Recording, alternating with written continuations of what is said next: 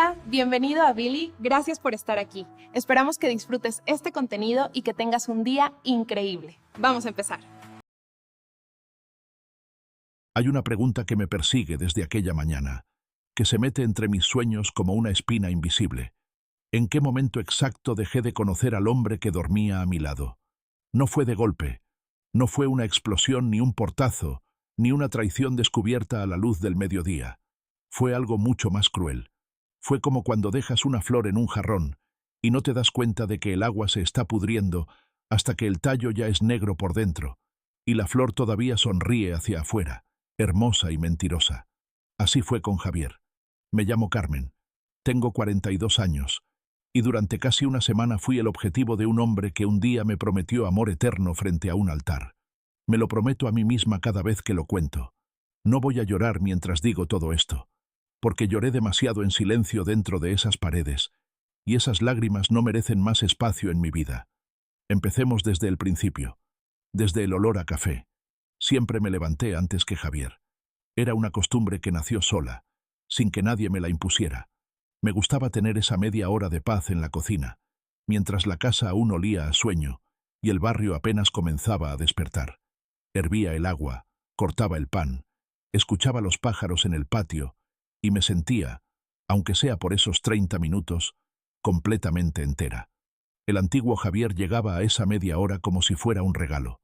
Se aparecía por la puerta de la cocina con el pelo revuelto, los ojos entrecerrados, y me abrazaba por la espalda sin decir nada. Solo me apretaba como si quisiera robarse un poco de mi calor antes de que el día nos separara. Ese era el Javier que yo amaba, el que olía a jabón barato, y me susurraba cosas tontas mientras yo intentaba no volcar el café. Pero ese Javier desapareció. No supe en qué momento exacto. Quizás fue cuando su madre, la señora García, empezó a debilitarse. Quizás fue cuando Javier comenzó a preguntar, primero con delicadeza y luego con una frialdad que me helaba los huesos, por los papeles de mi herencia familiar. O quizás fue mucho antes, y yo simplemente no quise verlo, porque hay cosas que el amor te hace mirar de lado cuando te conviene. La mañana del desayuno salado fue, sin que yo lo supiera entonces, el primero de muchos avisos. Había preparado huevos con una pizca de chile y tomate, como siempre, y tostadas untadas con frijoles negros que yo misma había cocido desde la víspera. La cocina olía bien, olía a hogar, pero Javier llegó a la mesa como si llegara a una junta de negocios que lo aburría profundamente, sin mirarme, sin buenos días, con el teléfono como extensión permanente de su mano. Se sentó, tomó el primer bocado y frunció el ceño. «Está salado», dijo. Solo eso, sin alzar la vista. Yo lo miré durante un segundo de más. Le busqué los ojos. Nada. «Lo siento, cariño», respondí, y odio haberlo dicho. Odio que mi primer instinto haya sido pedir perdón por una pizca de sal. «La próxima vez no lo hagas de cualquier manera», respondió él con esa voz plana, sin volumen pero con un filo que cortaba más que los gritos. Me quedé callada. Aprendí a quedarme callada durante esas semanas. No porque fuera cobarde, sino porque dentro de mí empezaba a crecer algo que aún no tenía nombre. Una alarma que sonaba bajito, tan bajito que yo misma la tapaba con excusas. Está estresado. Es el trabajo. Le preocupa su mamá. Pasa en todos los matrimonios. Pasan muchas cosas en los matrimonios, pero no todas las cosas que pasan son normales. El cambio más perturbador no fue la frialdad de Javier hacia mí. Fue su repentino interés en la señora García. Doña Esperanza García, mi suegra, llevaba meses con una salud que se desmoronaba sin que los médicos encontraran una causa clara. Le faltaban las fuerzas. Tenía náuseas que llegaban sin aviso. A veces la encontraba sentada al borde de la cama con esa mirada perdida de quien acaba de regresar de muy lejos, y cuando le preguntaba qué le dolía, me decía que no era dolor exactamente, sino una pesadez extraña que le bajaba desde el pecho hasta las rodillas. El médico había dicho agotamiento, deficiencias nutricionales. Nada concreto. Lo que yo no entendía era por qué Javier, que durante meses había pasado junto a la puerta de la habitación de su madre sin asomarse, de pronto se había convertido en su cuidador más dedicado. Le llevaba las medicinas en un horario que él mismo administraba, con una llave que guardaba en el bolsillo de su pantalón y que nadie más debía tocar. Le preparaba bebidas. Le controlaba la comida. Al principio lo interpreté como culpa tardía. Está intentando compensar el abandono de antes, me dije. Pero hay gestos de amor y hay gestos de otra cosa, y con el tiempo aprendí a distinguirlos. La primera vez que noté el olor extraño fue una tarde que fui a llevarle un tazón de caldo de pollo a doña Esperanza. Mientras acomodaba la mesita sobre la cama, vi un vaso junto a su almohada. Un vaso con un resto de líquido verdoso, demasiado claro para ser jugo de aguacate bien hecho, como aguado deliberadamente. Lo olí casi sin pensarlo, por ese instinto que las mujeres desarrollamos cuando algo en el ambiente no cierra bien. Aguacate. Sí, pero debajo del aguacate, algo más. Algo que no pertenecía ahí. ¿Usted se tomó este jugo, doña Esperanza? Le pregunté con cuidado. Javier me lo trajo en la mañana, me respondió ella, con esa voz que ya se le había vuelto un hilo. Dijo que me iba a dar fuerzas. Dejé el vaso donde estaba. No dije nada más. Pero esa noche, después de que Javier se durmió con ese sueño espeso y sin culpa, que siempre me pareció injusto, yo me quedé mirando el techo con los ojos abiertos y el corazón corriendo desbocado. ¿Por qué ese jugo huele diferente? ¿Por qué le guarda llave al botiquín? ¿Por qué desde hace 2 meses controla hasta el último peso que se gasta en esta casa? ¿Por qué mencionó mi herencia familiar con esa voz que no era suya? Las preguntas se apilaban como ropa sin doblar en un cuarto que ya no cabe más. Y yo las seguía empujando hacia un rincón, porque todavía me daba miedo lo que podía encontrar si me ponía a ordenarlas de verdad. La tarde del jugo de aguacate lo cambió todo. Eso tengo que decirlo despacio, porque fue el momento en que mi vida se partió en 2 partes. Lo que fui antes de esa tarde y lo que soy ahora. Yo estaba tendiendo unas sábanas en el patio cuando Javier me llamó desde la cocina con una voz que intentaba sonar amable y no del todo lo lograba. Esa voz artificial, como cuando alguien actúa en una obra escolar y sabe que está actuando pero espera que los demás no se den cuenta. Carmen, ven, te preparé algo. El corazón me dio un vuelco. No de emoción, de advertencia. Entré a la cocina y encontré sobre la mesa un vaso de jugo verde pálido. La batidora estaba en el fregadero, todavía mojada. El olor a aguacate era real, pero debajo había ese mismo toque que ya había sentido en el cuarto de su madre. Algo amargo, algo químico, algo que no pertenecía a ningún fruto de ningún árbol. «Te ves cansada», dijo Javier sin mirarme a los ojos. «Cuidas tanto a mi mamá que te descuidas tú. Bebe esto». Me acercó el vaso como si me estuviera haciendo un favor. Sus dedos rozaron el vidrio con una seguridad que me pareció ensayada. Yo lo miré. Miré el vaso. Y algo dentro de mí, esa parte de las mujeres que ha sobrevivido siglos de peligros que nadie nombra, me dijo: «No lo toques». «Qué detalle, cariño», dije, y me sorprendí de lo tranquila que sonó mi propia voz. «Déjame primero ir a ver cómo está tu mamá, que hace rato no la checo». «Bebe primero», dijo él. Rápido, demasiado rápido. Me detuve. Lo miré. Él tenía los ojos fijos en el vaso con una concentración que no era de esposo preocupado por el cansancio de su mujer. Era la concentración de alguien que espera un resultado. «No seas así», insistió, y esta vez su voz bajó un tono. «Es solo para que recuperes energías». Me llevé el vaso a los labios. Lo acerqué hasta sentir el frío del vidrio. Y entonces hice la única cosa que se me ocurrió. Mojé levemente los labios sin dejar pasar ni una gota. Lo dejé en la mesa con una pequeña sonrisa. «Está rico», mentí.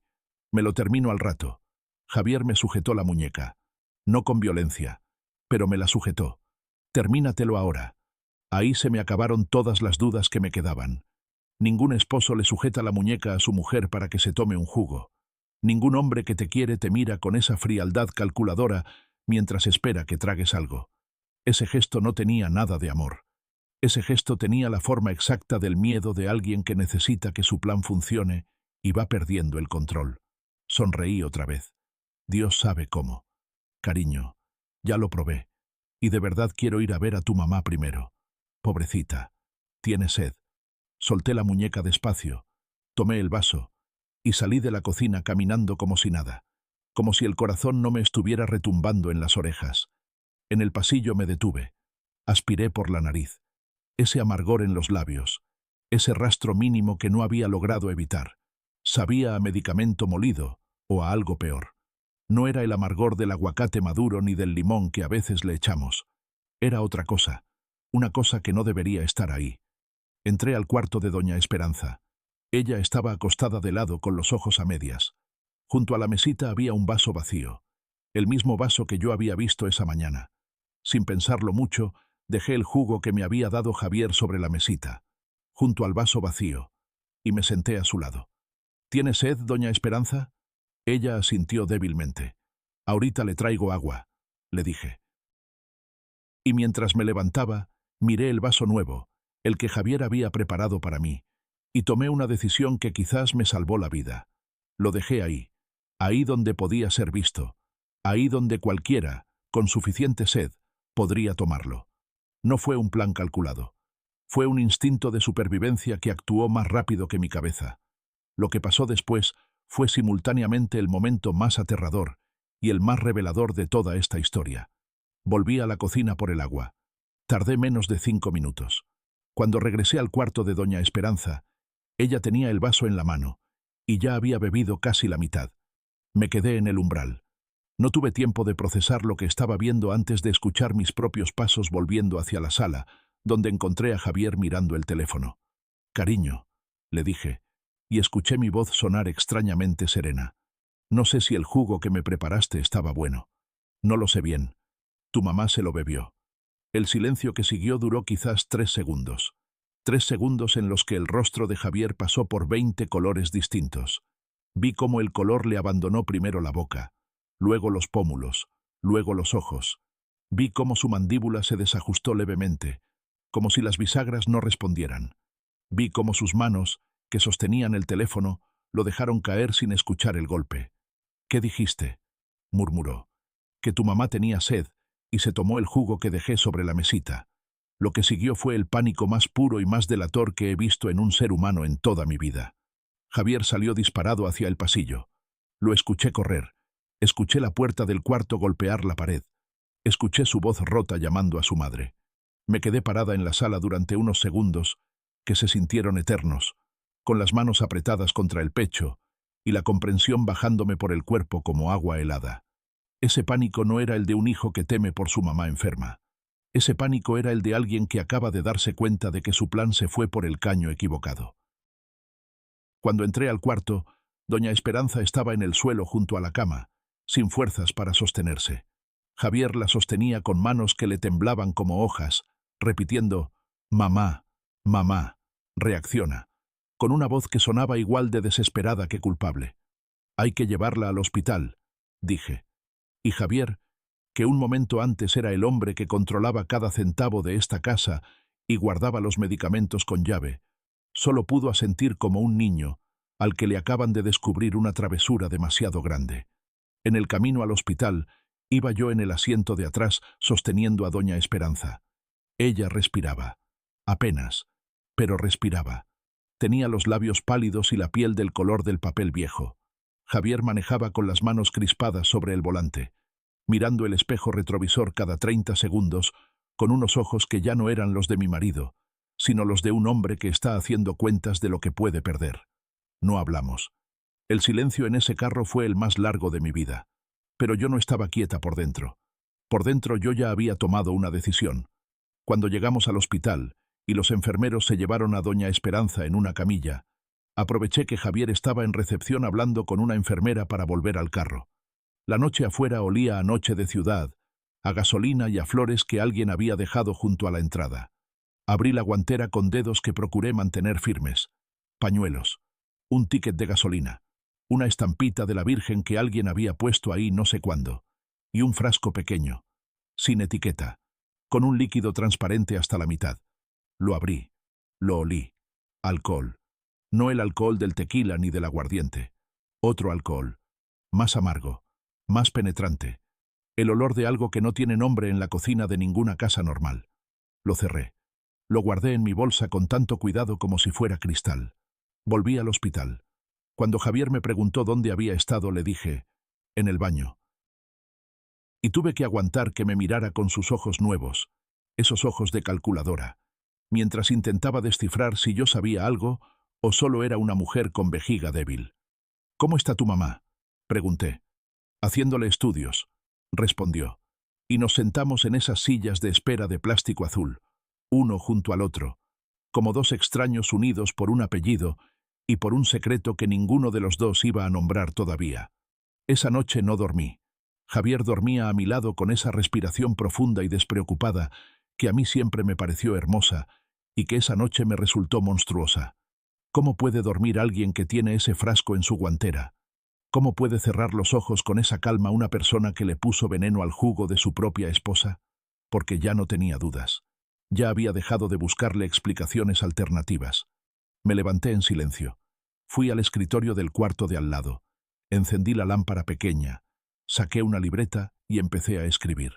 No llorando, no temblando, sino con la claridad fría de quien acaba de entender algo enorme y necesita ponerlo en papel antes de que el miedo se lo borre.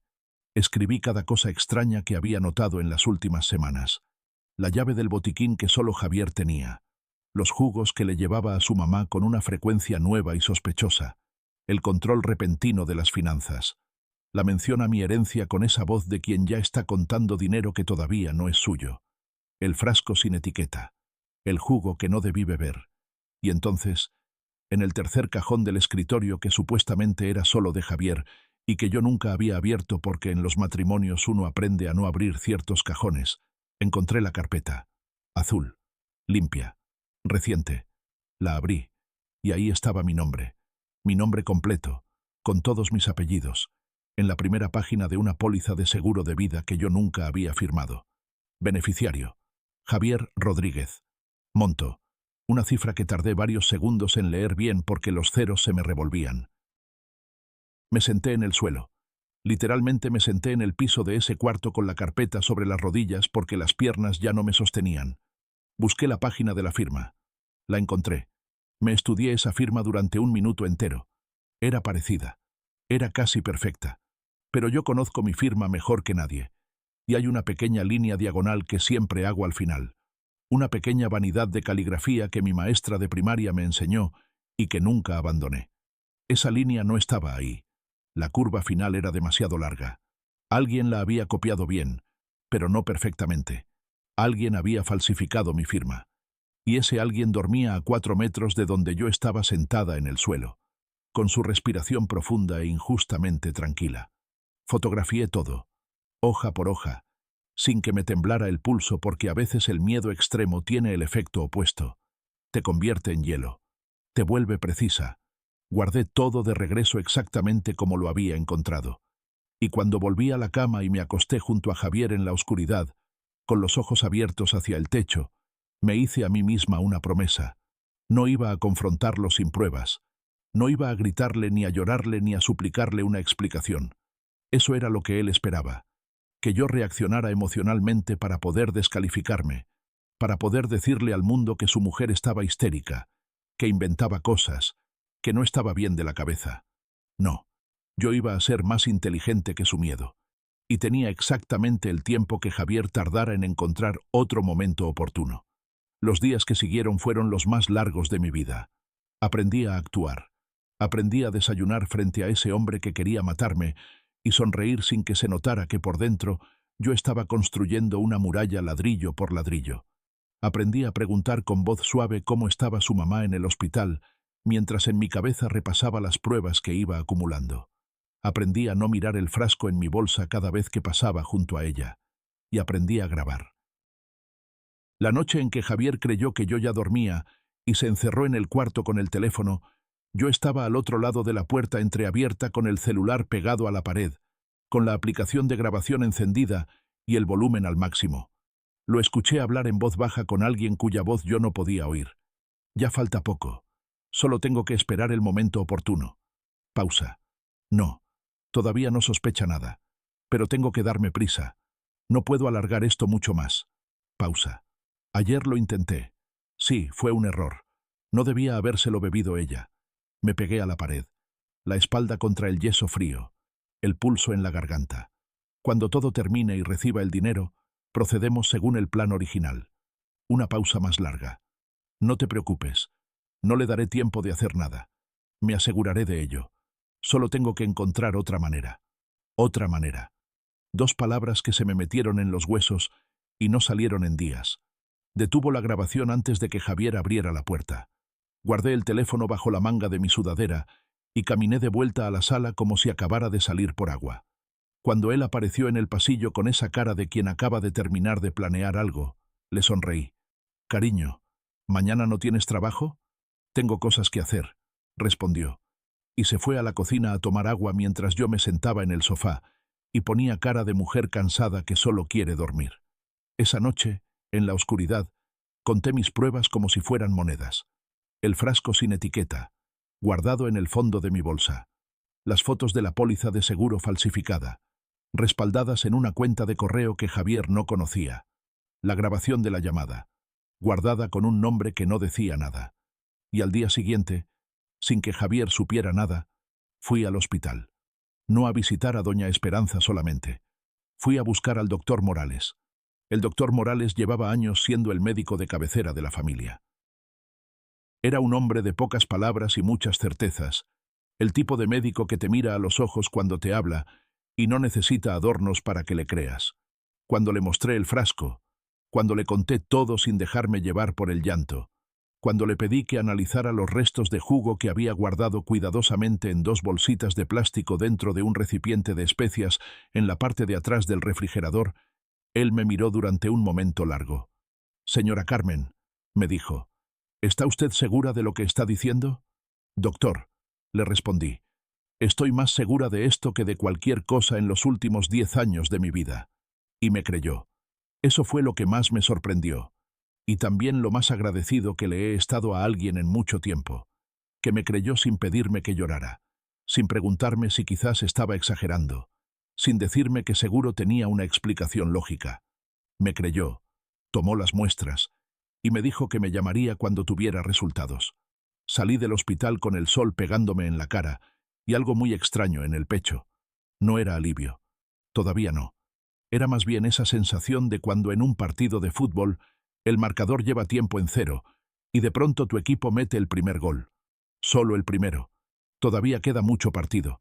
Pero por primera vez desde que todo esto empezó, yo estaba jugando de mi lado. La llamada del doctor Morales llegó 3 días después. Fui a su consultorio sola, con la bolsa pegada al cuerpo y el corazón controlado. Me senté frente a su escritorio. Él me mostró los resultados en una carpeta azul que dejó sobre la mesa y habló con esa voz de quien no puede darse el lujo de emociones mientras trabaja. Se detectó un componente químico que no corresponde a ningún ingrediente de cocina, me dijo. La cantidad es suficiente para causar mareos, náuseas severas y pérdida del conocimiento. Si se administra de forma repetida, el daño puede ser acumulativo. Lo miré. ¿Es veneno? Médicamente, se clasifica como sustancia tóxica. No letal en dosis pequeña única, pero sí peligrosa en administración reiterada. Administración reiterada. Pensé en los jugos que Javier le llevaba a su mamá todas las mañanas. Pensé en los 2 el botiquín con llave.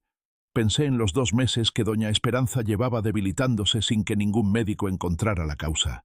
Los médicos no encontraban la causa porque nadie estaba buscando en el jugo. «Doctor», le dije, ¿el desmayo de mi suegra fue por esto?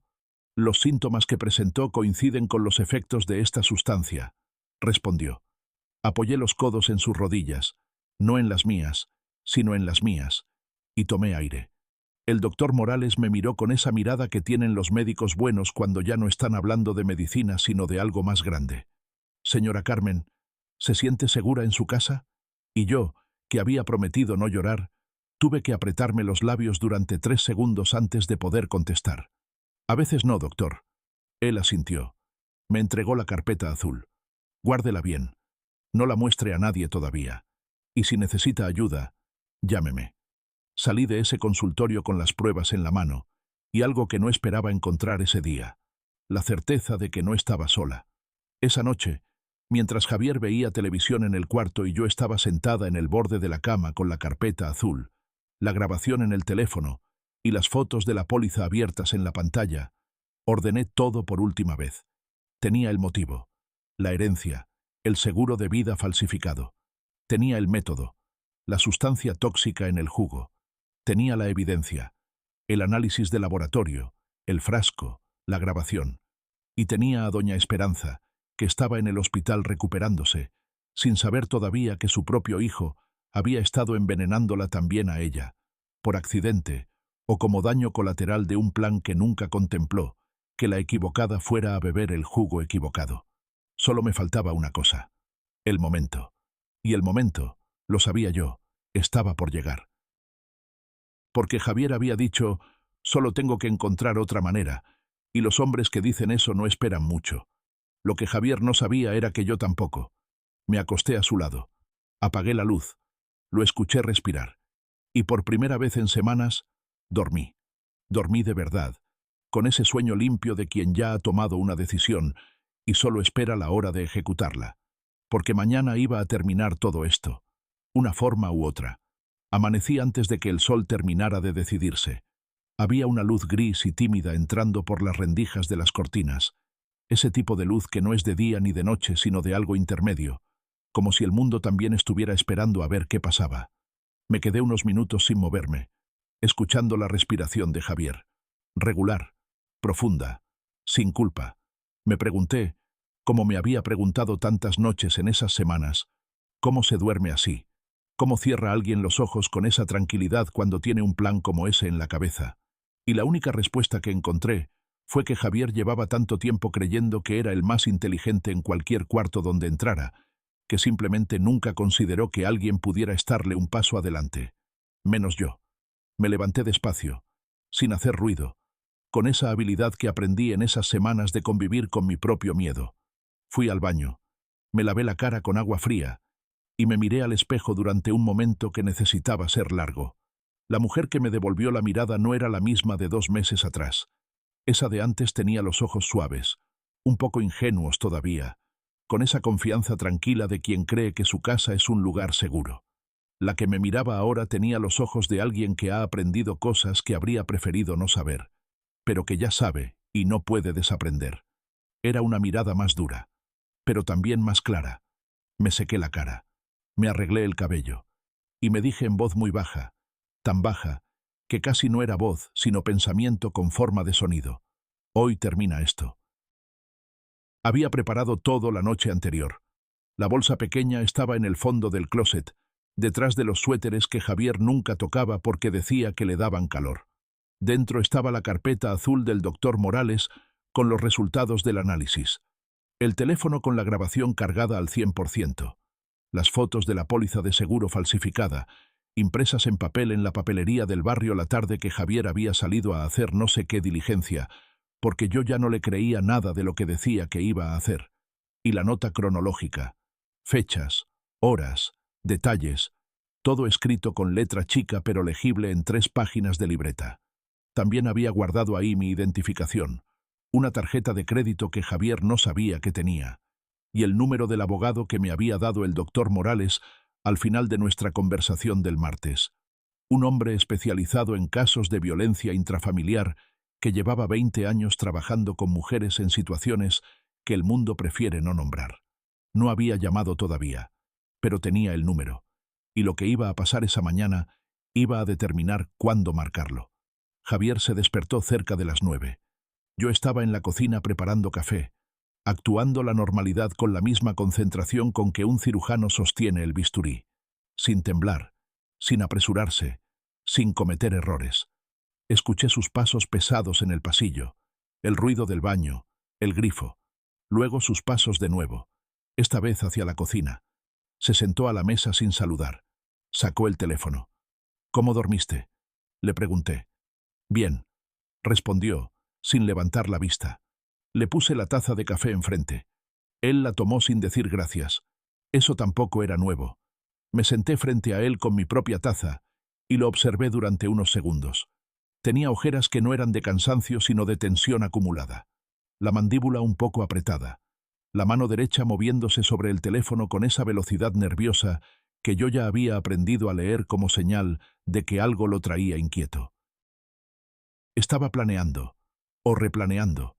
Lo que había fallado con el jugo lo traía dando vueltas todavía.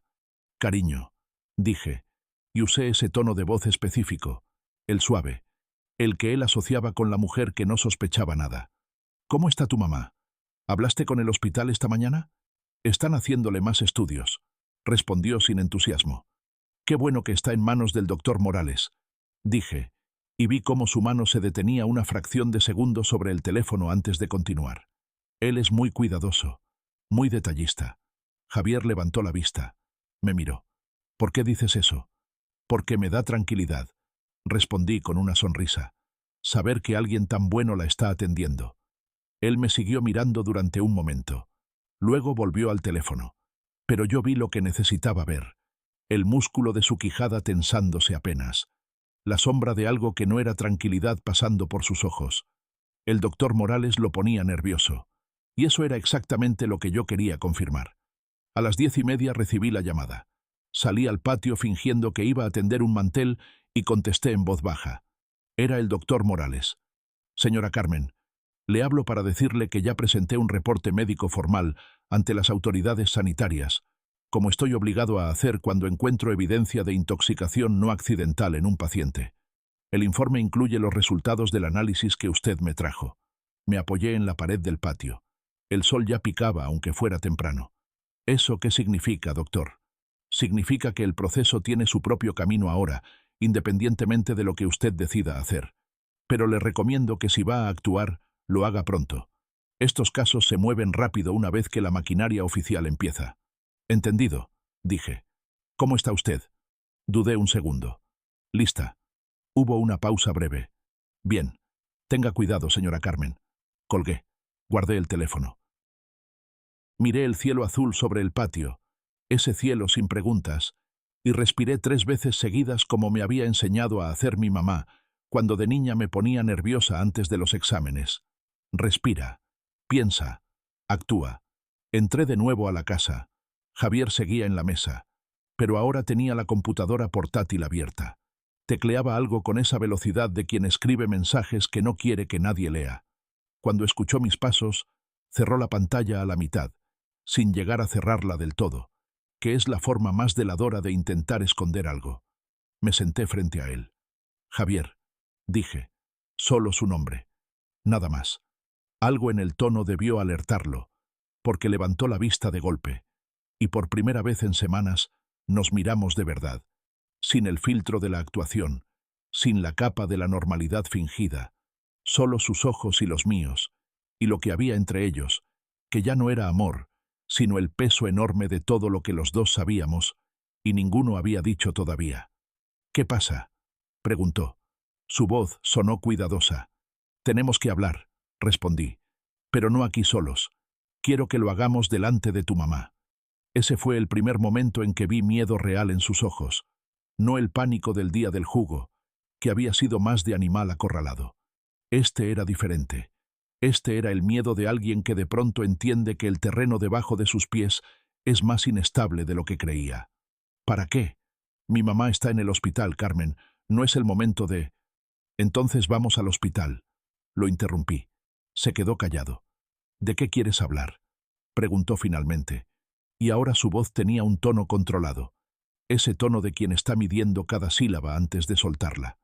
Lo miré durante un momento que se sintió más largo de lo que fue. Del jugo, Javier. El silencio que siguió tuvo textura, tuvo peso, se podía tocar. Llegamos al hospital en silencio. Javier manejó con esa tensión contenida de quien quiere decir 1000 cosas y no se atreve a decir ninguna. Yo iba en el asiento del copiloto con la bolsa sobre las piernas, mirando la calle sin verla, repasando mentalmente cada paso de lo que iba a pasar. Doña Esperanza llevaba 3 días internada. El doctor Morales le había ajustado los sueros, le había dado reposo absoluto y le había dado también, sin decírselo a ella todavía, los resultados que yo ya conocía. Era un hombre que creía en preparar a los pacientes antes de darles las noticias difíciles. Esa mañana, cuando lo llamé para decirle que iba al hospital, me dijo que él también estaría ahí. No es coincidencia, pensé mientras Javier estacionaba el carro. Es el momento. Subimos al 3er piso. El pasillo olía como huelen todos los hospitales, a desinfectante y a urgencia. Las enfermeras pasaban con sus pasos rápidos y sus caras profesionales. Una señora lloraba en silencio junto a una puerta. Un niño dormía en el regazo de su abuela en la sala de espera. La vida real, pensé. La vida que Javier quería quitarme para quedarse con un papel firmado y un número de cuenta. Entramos al cuarto 312. Doña Esperanza estaba recostada con las almohadas levantadas, un poco mejor de color que los días anteriores. Tenía el suero puesto y una manta azul de hospital sobre las piernas. Cuando nos vio entrar, su cara se iluminó con esa sonrisa frágil que le había ido quedando desde que enfermó. La sonrisa de quien está contento de ver gente conocida, pero no tiene fuerzas para demostrarlo del todo. El doctor Morales estaba sentado en la silla junto a la cama, con un folder cerrado sobre las rodillas. Cuando nos vio entrar, se puso de pie. Javier lo vio y se detuvo en el umbral. «¿Qué hace usted aquí?», le preguntó al doctor Morales, y en esa pregunta había más información de la que Javier pretendía dar. «Soy el médico de su madre», respondió el doctor con una calma absoluta. «Estoy aquí porque tengo resultados que compartir con la familia». Javier miró al doctor. Me miró a mí, miró a su mamá. Y en esa milésima de segundo en que sus ojos viajaron entre los tres, vi cómo el edificio que había construido empezaba a mostrar las primeras grietas. «¿Qué resultados?», preguntó, y su voz ya no era segura. «Siéntate, Javier», dijo doña Esperanza suavemente. Él se sentó en el borde de la segunda silla, tieso, con las manos sobre las rodillas. Yo me quedé de pie junto a la cama, con la bolsa abierta. «Doctor», le dije, «¿puede usted explicarle a la familia lo que encontró?». El doctor Morales abrió el folder. Sacó las páginas del análisis, las mismas que yo ya había leído en su consultorio, y las colocó sobre la mesita que doña Esperanza tenía frente a la cama. «Señora Esperanza», comenzó el doctor con esa voz de quien ha dado noticias difíciles muchas veces y sabe que no hay forma de adornarlas. «Los resultados del análisis que hicimos de los fluidos que presentaba usted al ingresar y de las muestras adicionales que me facilitó su nuera muestran la presencia de una sustancia tóxica que no tiene ninguna razón de estar en el organismo de una persona sana». Doña Esperanza lo miró sin parpadear. «¿Tóxica?». «Sí, señora. Una sustancia que causa debilidad progresiva, náuseas, mareos y, en dosis acumuladas, puede causar daño mayor. Sus síntomas de las últimas semanas son completamente consistentes con una exposición repetida a esta sustancia». El cuarto se quedó en silencio. Doña Esperanza tardó varios segundos en hablar. Los vi pasar en su cara. La confusión, la búsqueda de una explicación lógica, el momento en que esa explicación lógica choca con una realidad que el corazón de madre no quiere procesar. Miró a Javier. Javier miraba el suelo. «¿Cómo llegó esa sustancia a mi cuerpo?», preguntó ella, y su voz era quieta, pero con un temblor debajo que yo conocía bien. Era la voz de alguien que ya sabe la respuesta y todavía espera que le digan que está equivocada. Fue entonces cuando yo abrí la bolsa. Lo hice despacio, sin gestos dramáticos, sin discursos preparados. Saqué la carpeta azul y la abrí sobre la mesita, al lado de los papeles del doctor. Puse el dedo sobre los resultados del laboratorio. El jugo de aguacate, doña Esperanza, el que le traía Javier todas las mañanas. Silencio. Saqué el teléfono. Puse la grabación. La voz de Javier llenó el cuarto. «Ya falta poco. Solo tengo que esperar el momento oportuno. Ayer lo intenté. Sí, fue un error. No debía habérselo bebido ella. Cuando todo termine y reciba el dinero, procedemos según el plan original». La voz era inconfundible. Era la voz del hombre sentado frente a nosotras, que ahora tenía los codos sobre las rodillas y la cabeza inclinada como si el cuello ya no pudiera sostenerla. Doña Esperanza no hizo ningún sonido mientras escuchaba. Solo se le fueron apagando los ojos poco a poco, como una vela a la que el viento le va comiendo la llama. Detuve la grabación. Saqué las últimas hojas, las fotos impresas de la póliza de seguro. «Este es el motivo», dije.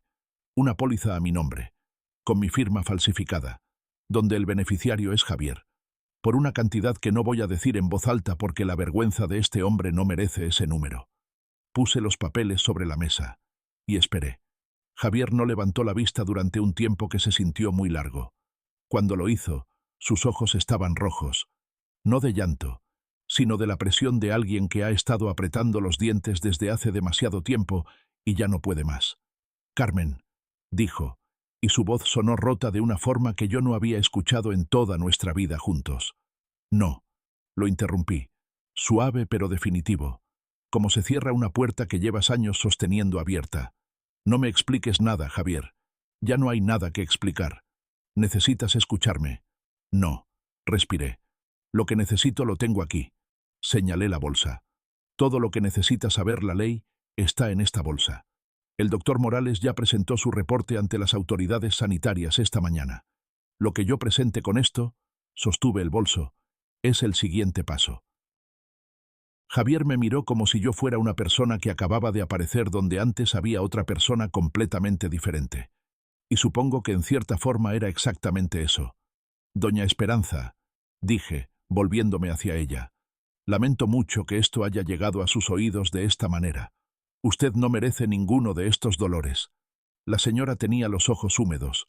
Me buscó la mano sobre la cama y la tomó con los dedos fríos que siempre habían tenido ese temblor fino desde que empezó a enfermarse. Perdóname, hija, dijo en voz baja. Usted no tiene nada que pedirme perdón. Sí tengo, insistió ella. Supe cosas de mi hijo que no quise ver. Las cerré con llave como él cerró el botiquín, y me dije que con el tiempo cambiaría.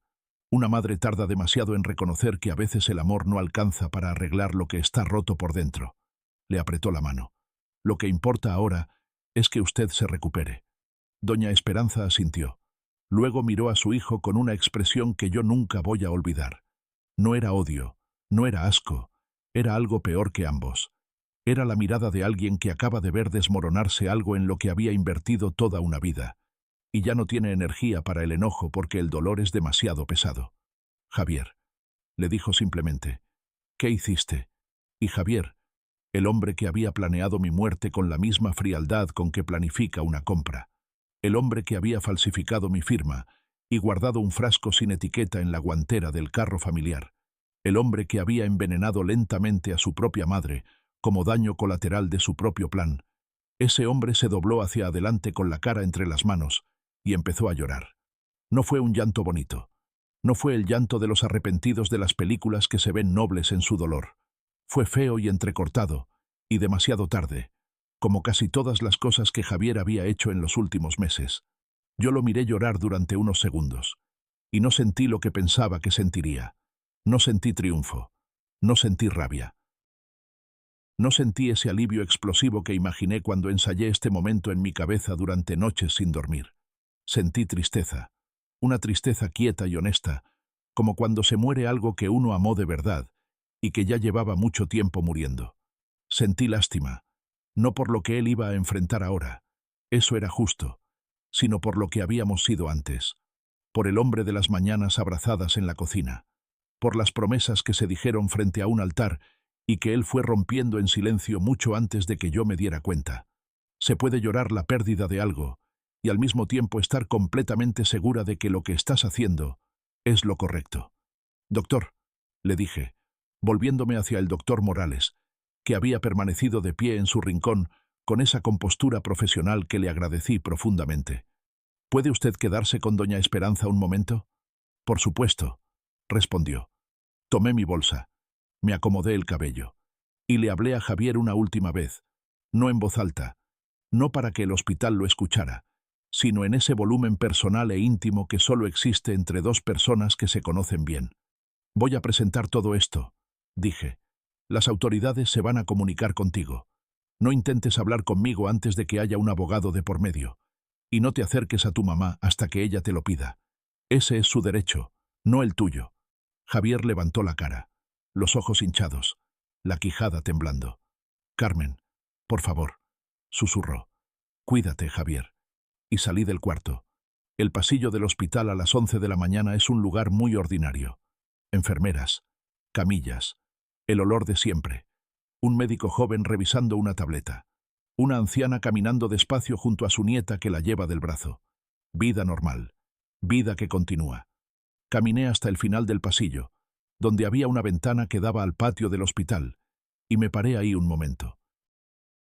Abajo, en el jardín pequeño que los hospitales siempre tienen como recordatorio de que el mundo sigue afuera, había un par de palomas picoteando entre las losetas. Un hombre mayor estaba sentado en una banca con los ojos cerrados hacia el sol. Saqué el teléfono. Busqué el número que el doctor Morales me había dado. Llamé. Respondieron al segundo ring. Buenas. Habla con el licenciado Fuentes. Buenos días. dije. Me llamo Carmen. El doctor Morales me dio su número. Necesito asesoría legal en un caso de intento de homicidio y falsificación de documentos. Hubo una pausa breve. ¿Puede venir hoy? Sí, respondí. Puedo ir ahora. Lo que siguió en los días posteriores fue largo y burocrático y agotador de una manera diferente a todo lo anterior. Levantar la denuncia. Entregar las pruebas en el orden correcto.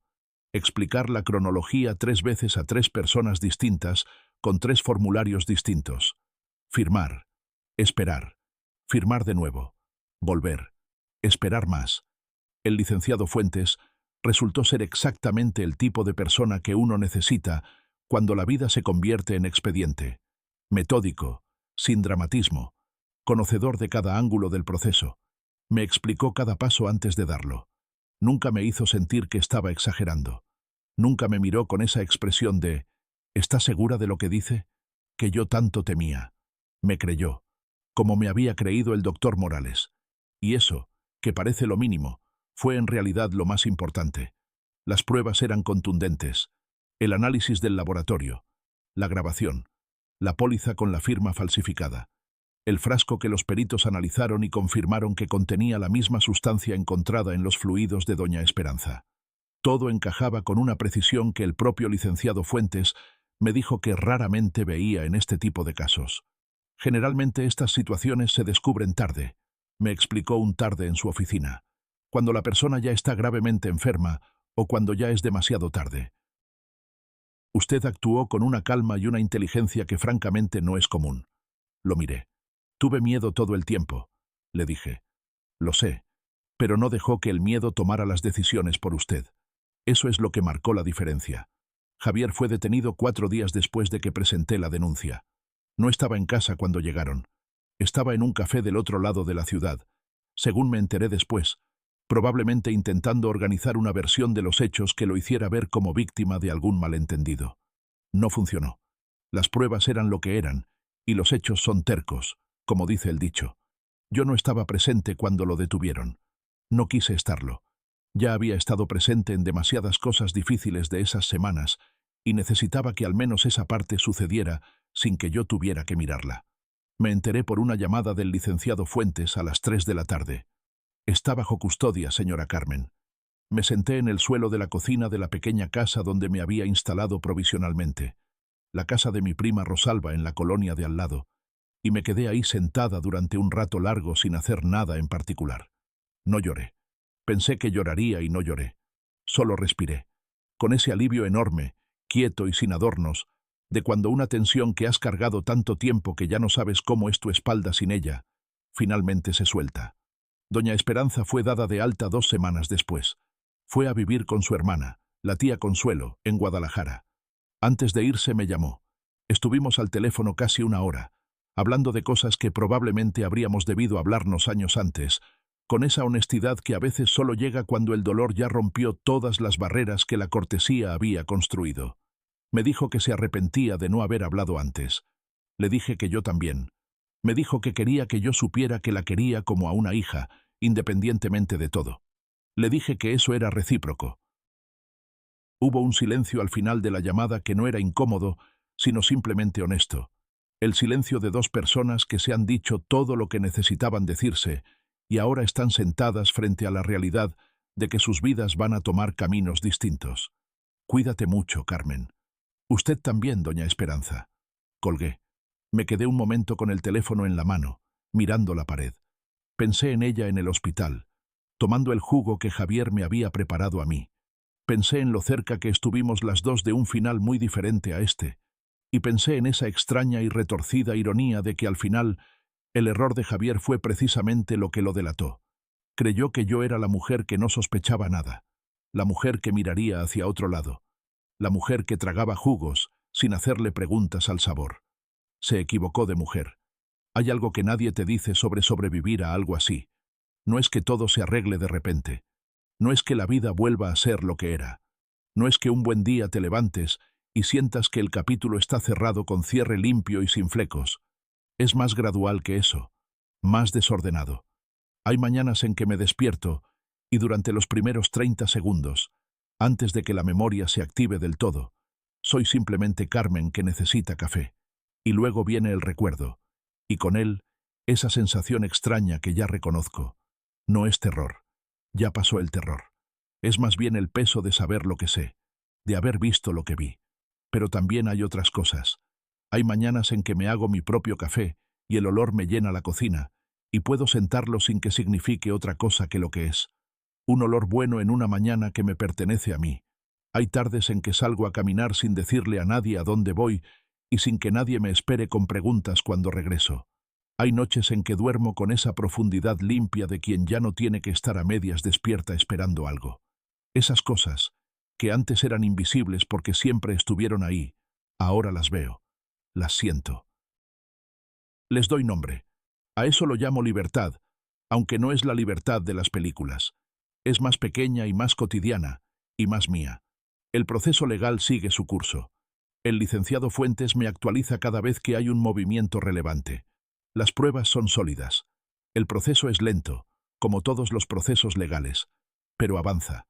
No voy a decir que confío ciegamente en que la justicia siempre llega, porque la vida me ha enseñado que no siempre llega y no siempre llega a tiempo. Pero en este caso, hay un expediente con mi nombre y el nombre de Javier, y entre los dos nombres hay pruebas que no mienten. Con eso tengo que ser suficiente, por ahora. Lo que sí sé es que yo ya no espero nada de ese proceso para poder vivir. Mi vida no está en pausa esperando una sentencia. Estoy buscando un departamento pequeño, propio, con una ventana que dé a algo verde si es posible. Estoy volviendo a un trabajo que había descuidado durante esos meses de tensión, un trabajo que me gusta y que me recuerda quién soy cuando no estoy sobreviviendo algo. Estoy viendo a mi prima Rosalba más seguido de lo que la había visto en años, y me he dado cuenta de que tenía una amiga en mi propia familia, que yo había estado demasiado metida en mi matrimonio para ver bien. Son cosas pequeñas, son cosas enormes. Hubo un momento, cerca de una semana después de que Javier fue detenido, en que fui a la casa. Tenía que recoger algunas cosas, documentos personales, ropa, unos libros que son míos desde antes de que Javier existiera en mi vida. Fui un martes a mediodía, con Rosalba de acompañante, porque no quería ir sola y porque me pareció justo llevar un testigo para ese momento. La casa estaba igual. Eso fue lo más raro, que todo estuviera exactamente igual. Las sillas del comedor en su lugar, la foto de nuestra boda en la pared, el reloj de cocina marcando la hora correcta. Las cosas no saben lo que pasa entre las personas que las rodean. Las cosas simplemente esperan. Recogí lo que necesitaba con eficiencia y sin sentimentalismo.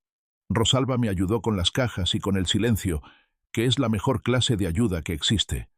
Antes de salir, me paré un momento en la entrada. Miré la sala. Miré la cocina donde me había preparado ese jugo. Miré el pasillo que llevaba al cuarto donde yo había pasado noches enteras mirando el techo con el corazón desbocado. Respiré. Y me dije algo que no sé si se dice de esta manera normalmente, pero es lo que sentí con toda la honestidad de que soy capaz. Gracias por enseñarme a no tenerme miedo, porque eso fue lo que aprendí, al final. No aprendí que los hombres son peligrosos, aunque algunos lo sean. No aprendí que el amor es mentira, aunque este haya sido una mentira enorme. Aprendí que yo, Carmen, que siempre creí que era más del tipo de persona que llora que del tipo de persona que actúa, era más de lo que me habían contado sobre mí misma. Aprendí que el miedo no me paralizó, que cuando tuve que ser precisa, fui precisa, que cuando tuve que ser paciente, aguanté, que cuando llegó el momento de actuar, actué. Eso nadie me lo puede quitar. Cerré la puerta de esa casa con la misma calma con que se cierra un libro que ya terminaste de leer. No con portazo, no con lágrimas, sino con la quietud simple de alguien que ya sabe todo lo que ese libro tenía para decirle.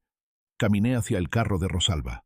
El sol de mediodía pegaba fuerte, de ese fuerte honesto que tiene el sol de este país cuando no se disculpa por nada.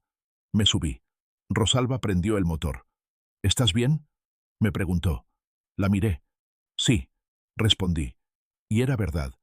Les cuento esto porque me parece importante decirlo. No como lección de manual, ni como moraleja de telenovela, sino como la cosa sencilla y real que es. A veces la vida te pone frente a algo que nunca pediste y que nunca imaginaste, y en ese momento descubres de qué estás hecha. Yo descubrí que estoy hecha de más de lo que creía. Y si alguna de ustedes está en una casa donde el aire se siente raro, aunque no pueda explicarlo, donde algo no cierra aunque intentes encontrarle sentido, donde el miedo llega sin que nada visible lo justifique, confíen en eso. Ese miedo no es locura. Ese miedo es inteligencia. Ese miedo es su cuerpo diciéndoles lo que su cabeza todavía no se atreve a nombrar. Escúchenlo. Yo me alegro de haberlo escuchado. Me llamo Carmen. Sobreviví. Y el café de esta mañana sabía exactamente a lo que tiene que saber. Epílogo. Lo que queda cuando el miedo se va.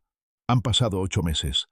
Lo sé porque esta mañana me levanté, fui a la ventana de mi departamento nuevo, y me di cuenta de que los árboles del parque que está abajo ya tienen otra vez esas flores amarillas que tuvieron cuando me mudé aquí. Un ciclo completo. Una vuelta entera alrededor del sol, desde que Carmen empezó a ser Carmen de nuevo. Mi departamento es pequeño. Lo elegí así a propósito. No porque no pudiera permitirme algo más grande, sino porque quería un espacio que pudiera llenar yo sola sin que sobrara nada. 2 cuartos, una cocina con una ventana que da al parque, y una sala donde tengo los libros que rescaté de la casa anterior y algunos más que fui comprando en estos meses, porque resulta que cuando no estás sobreviviendo algo, tienes tiempo para leer, y yo había olvidado lo mucho que me gusta leer. La primera noche que dormí aquí, me quedé un rato largo mirando el techo desde la cama nueva. Esperé el miedo. Esperé esa tensión de las semanas anteriores, ese estado de alerta constante que me había acompañado tanto tiempo, que casi lo confundí con mi personalidad. Esperé que el silencio se llenara de preguntas y de cuentas atrás, y de la respiración de alguien que planea algo en el cuarto de al lado. No vino nada de eso, solo el silencio normal de un edificio de noche, el ruido de un carro afuera, el viento en los árboles del parque, y yo, solamente yo, en una cama que era completamente mía. Dormí 12 horas seguidas. El proceso legal terminó hace 3 meses. No voy a entrar en todos los detalles, porque los detalles legales son áridos y largos, y esta historia no es sobre los procedimientos, sino sobre las personas. Pero diré lo esencial. Las pruebas que reuní con tanta paciencia y tanto miedo hicieron su trabajo. El análisis del laboratorio, la grabación, la póliza falsificada, el testimonio del doctor Morales y el testimonio de doña Esperanza, que viajó desde Guadalajara para declarar y lo hizo con una firmeza que me sorprendió y me emocionó en igual medida. Todo eso junto construyó un caso que el licenciado Fuentes describió como sólido como piedra. Javier fue encontrado responsable. No voy a decir el número de años porque los números en estos casos siempre parecen demasiado pocos o demasiado muchos, dependiendo de desde dónde se miren. Y no quiero que esta historia se vuelva un debate sobre sentencias. Lo que diré es que la ley le puso nombre a lo que él hizo, y ese nombre quedó escrito en un expediente que existe, que es real, que no puede borrarse. El día que el licenciado Fuentes me llamó para darme el resultado, yo estaba en el trabajo. Salí al pasillo, contesté, escuché, dije, gracias, colgué. Me quedé parada en el pasillo durante 1 minuto. Una compañera pasó y me preguntó si estaba bien. Le dije que sí, que acababa de recibir una noticia importante. Ella asintió sin preguntar más y siguió caminando, y yo me quedé ahí pensando en lo extraño que es que los momentos que cambian tu vida a veces pasan en pasillos de oficina, con luz fluorescente y olor a café de máquina, sin ningún fondo musical ni cámara lenta. Así es la vida real. No avisa y no decora. Volví a mi escritorio. Terminé mi turno. En la noche me compré una gelatina de 3 leches en la pastelería de la esquina, que es mi debilidad desde que tengo memoria, y me la comí sola en mi sala con los pies sobre el sofá y un libro abierto en las rodillas. Fue una de las noches más tranquilas de mi vida. Doña Esperanza me llama cada 2 semanas, siempre los jueves, siempre cerca de las 7 de la tarde, siempre con esa voz que ha ido ganando fuerza desde que vive con la tía Consuelo en Guadalajara, y toma sus propias medicinas, y come lo que le prepara alguien que la quiere sin segundas intenciones.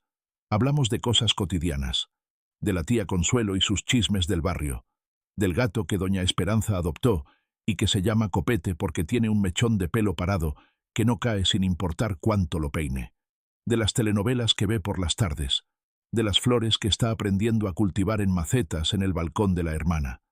A veces hablamos de Javier, pocas veces y siempre con cuidado. como cuando tocas algo que todavía está un poco sensible y necesitas ver hasta dónde puedes presionar antes de que duela demasiado. Ella me dijo una vez que lo visita, una vez al mes. Le dijo el licenciado que tenía ese derecho, y ella lo ejerce porque es su hijo, y porque doña Esperanza es el tipo de persona que no abandona a nadie completamente, ni siquiera cuando ese alguien la ha lastimado de maneras que no tienen nombre fácil. No le pregunté qué se dicen en esas visitas. No es mi lugar saberlo. Hay partes de esta historia que le pertenecen a ella y solo a ella, y yo he aprendido a respetar esas fronteras. Lo que sí sé es que cuando terminamos de hablar cada jueves, antes de colgar, siempre me dice lo mismo. Cuídate mucho, hija. Y yo siempre le respondo lo mismo. Usted también, doña Esperanza. Y hay en ese intercambio pequeño algo que vale más que muchos discursos largos. Mi prima Rosalba me preguntó hace un par de meses si pensaba volver a estar con alguien. Se lo pregunté sin rodeos, como pregunta Rosalba todas las cosas, mientras comíamos tacos en el puesto de la esquina de su casa un domingo. Me lo preguntó con esa curiosidad directa que no es intromisión, sino genuino interés de alguien que te quiere. Y yo me reí un poco antes de contestar. Le dije que todavía no sabía, no porque tenga miedo de los hombres en general, ni porque crea que lo que me pasó con Javier es lo que pasa en todos los matrimonios. No soy de las que generaliza el mal de uno a todos, porque eso también sería una injusticia. Le dije que no sabía simplemente porque estoy descubriendo que estar sola, esta soledad específica que es la de elegir estar sola, en lugar de estar acompañada de la manera equivocada, tiene una calidad que yo no conocía antes. Me gusta despertarme y que el plan del día sea mío. Me gusta cenar a la hora que se me antoja, o no cenar si no tengo hambre. Me gusta poder llorar una película sin que nadie me pregunte por qué lloro por algo de ficción. Me gustan mis domingos lentos, mis sábados con Rosalba, mis martes de librería, mis jueves con la voz de doña Esperanza a las 7 de la tarde. Me gusta ser la persona que toma las decisiones de mi propia vida. Quizás en algún momento eso incluya a alguien más. Quizás no. Pero si llega a incluirlo, va a ser porque suma algo real, no porque llene un espacio que tengo miedo de que esté vacío. Ese miedo al vacío fue parte de lo que me mantuvo más tiempo del necesario sin ver lo que tenía frente a mí. Ya lo aprendí. No pienso repetirlo. Rosalba me miró mientras yo decía todo eso, y cuando terminé, asintió con esa cara suya de «No te voy a contradecir porque tienes razón, pero tampoco te voy a dar completamente la razón, porque entonces te creerás muy lista. Nomás no te vayas a volver rara y solitaria», me dijo finalmente. «Demasiado tarde», le respondí. «Ya tengo 3 plantas y un podcast de True Crime». Nos reímos. Los tacos estaban buenos. El domingo era largo y sin prisa. Hay una cosa más que quiero decir, y es quizás la más importante. Hay una pregunta que me hace la gente cuando cuento esta historia, a veces en voz alta y a veces solo con los ojos. ¿Cuándo supiste que algo estaba mal de verdad? ¿Cuándo dejaste de buscarle explicaciones y empezaste a actuar? Y la respuesta honesta es que no fue un momento único. Fue una acumulación. Fue el desayuno salado y el tono frío de Javier. Fue el botiquín con llave y los jugos matutinos. Fue el frasco sin etiqueta en la guantera. Fue la póliza con mi firma que no era mi firma. Fue la voz de Javier en el teléfono hablando de momentos oportunos. Fueron todas esas cosas juntas, sumándose como gotas que llenan un vaso que no sabe que se está llenando hasta que de pronto se derrama. Pero si tuviera que elegir el momento exacto en que algo cambió dentro de mí de manera irreversible, elegiría ese instante en la cocina cuando Javier me sujetó la muñeca para que bebiera el jugo. No fue el veneno lo que me despertó. Fue el gesto. Fue esa mano en mi muñeca que no era la mano de alguien que te quiere y quiere cuidarte, sino la mano de alguien que necesita que hagas lo que él necesita que hagas. El amor no se parece a eso. Nunca se ha parecido a eso. Y si hay algo que quiero que se lleven de esta historia, no es la dramaturgia del veneno, ni la astucia de las pruebas, ni el final legal, aunque todo eso importa. Lo que quiero que se lleven es eso. Aprendan a distinguir entre la mano que sostiene y la mano que retiene, entre el amor que abre y el amor que encierra, entre la voz que cuida y la voz que controla. Esa diferencia a veces es sutil, a veces se disfraza de preocupación o de protección, o de «es que te quiero tanto que no quiero que te pase nada». Pero el cuerpo la siente aunque la cabeza tarde en nombrarla. El estómago la siente. Ese escalofrío en la nuca la siente. Confíen en ese escalofrío. Yo confié en el mío. Y aquí estoy, 8 meses después, con mis 3 plantas en la ventana, y el parque afuera, y el café que sabe exactamente a lo que tiene que saber. Aquí estoy, y estoy bien. Carmen.